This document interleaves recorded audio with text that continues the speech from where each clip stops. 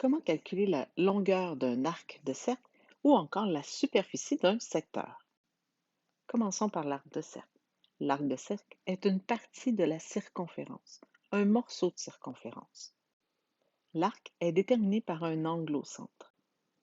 Dans l'exemple qui est ici, notre angle au centre mesure 90 degrés. Donc 90 degrés sur le 360, c'est le quart du cercle. Ça veut dire que mon arc de cercle représenterait le quart de la circonférence. La longueur d'un arc va toujours être proportionnelle à l'angle au centre qui lui correspond.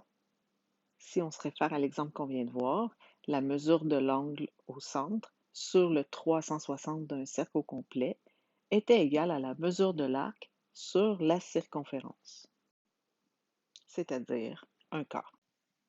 Si tu connaissais la circonférence de ce cercle, supposons 100 cm, tu pourrais utiliser cette formule 90 degrés sur 360 degrés, c'est égal à la mesure de l'arc, point d'interrogation, sur 100. Ensuite, tu peux prendre la méthode que tu veux pour résoudre une proportion. Tu as juste une inconnue dans ce cas-ci. Donc, 360 divisé par quoi me donne 90? 100 divisé par la même chose. Je pourrais aussi aller avec le 360 divisé par quoi me donne 100? 90 divisé par la même chose. La mesure de cet arc de cercle est donc de 25 cm. Situation de proportionnalité. Donc, la mesure de l'angle au centre sur le 360 degrés d'un cercle va être équivalent à la mesure de l'arc sur la circonférence.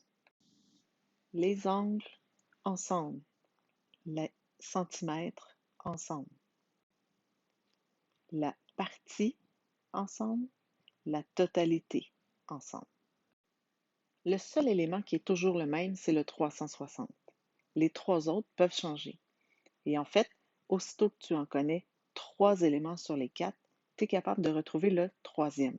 Donc, parfois, ça pourrait être la circonférence qu'on te fasse chercher. Ça pourrait être la mesure de l'arc que tu ne connaisses pas, ou tu dois trouver la mesure de l'angle au centre. Par exemple, ici, on te donne la mesure de l'arc qui serait de 12 cm, la circonférence qui serait de 80 cm, et on te demande de trouver la mesure de l'angle au centre.